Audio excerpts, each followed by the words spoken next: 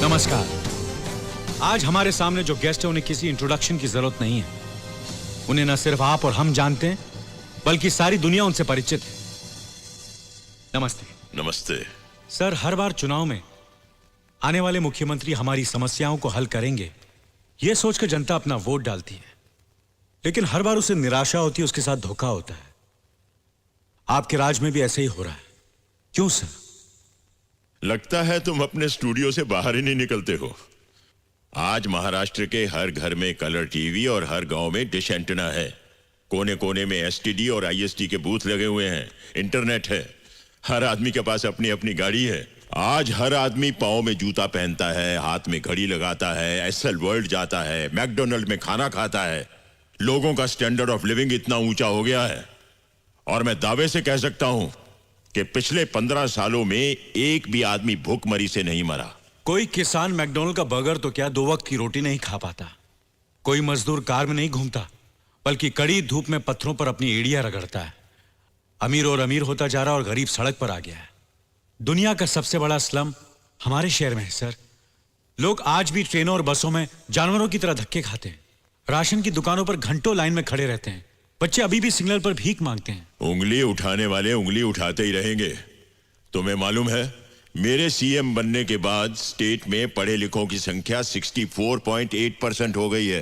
केरला और मिजोरम में 90% है। इंडस्ट्री के मामले में महाराष्ट्र नंबर 1 है। क्राइम में भी नंबर 1 है। अब सिर्फ 35.8% लोग गरीबी की रेखा के नीचे हैं। पंजाब में 11.7% उसके नीचे है। और आज भी यहाँ गांव में एक आम आदमी की एवरेज इनकम सिर्फ 3 रुपया प्रतिदिन है। मिस्टर शिवाजी राव, पहले अपने आंकड़े साफ करो और फिर बात करो।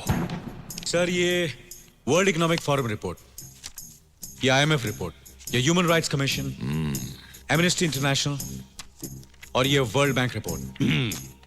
वर्ल्ड बैंक का कहना है सर, जो कर्ज उन्होंने आपकी सरकार को दिया था वो पब्लिक तक पहुंचा ही नहीं।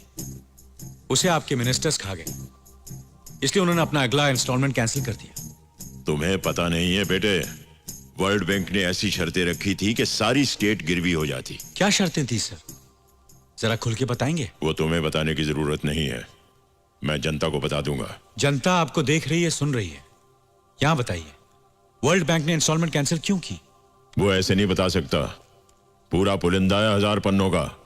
Annexure A, B, C, D करके 18 सेक्शन है। सेक्रेटेरिएट में मिलता है। 15 रुपए खर्च करके ले आओ और सबको सुनाओ। अगला सवाल। सर, पॉलिटिक्स में आने से पहले आपका फैमिली बैकग्राउंड क्या था? हमारा परिवार बहुत गरीब था। हम लोग खेती बाड़ी करते थे। अभी आपकी तनख्वाह कितनी है? क्या? सैलरी, तनख्वाह?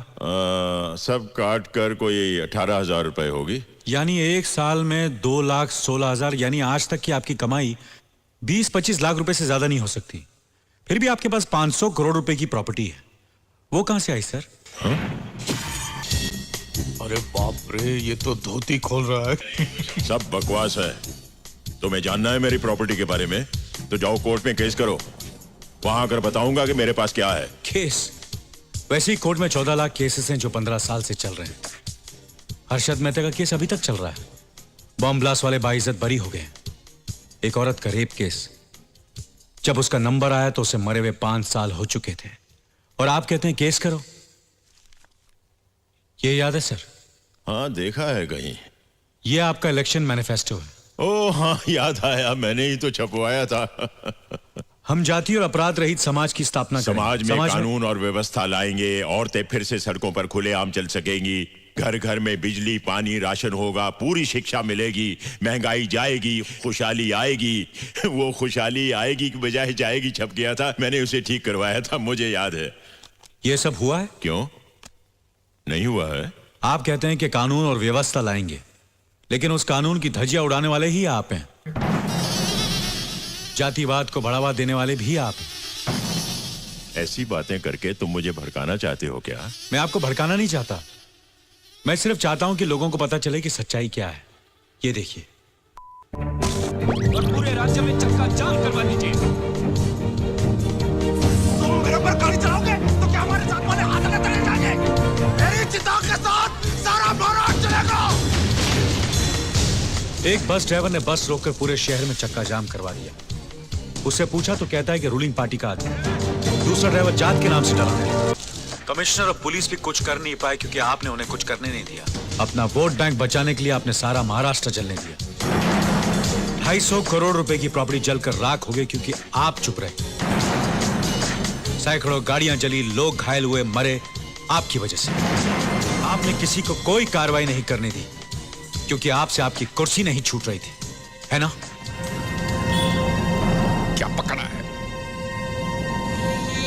इस इंटरव्यू को सनसनीखेज बनाकर नाम कमाने के लिए बेबुनियादी बातें कर रहे हो तुम। नो सर, सबूत है मेरे पास।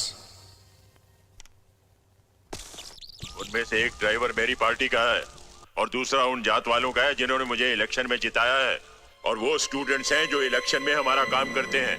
अगर इनमें से किसी को भी हाथ लगाया तो हमारा सपोर्ट चला जाएगा। No arrest, no tear gas. वो चिल्लाते हैं तो चिल्लाने दो। पहले चिल्लाएंगे, बाद में थक जाएंगे, फिर भूल जाएंगे। कुछ बसें जलती हैं तो जलने दो, दुकानें लुटती हैं तो लुटने दो। मैं 2-4 को पकड़कर एक। अब बोलिए सर, जनता से ज्यादा आपको अपनी कुर्सी प्यारी है ना?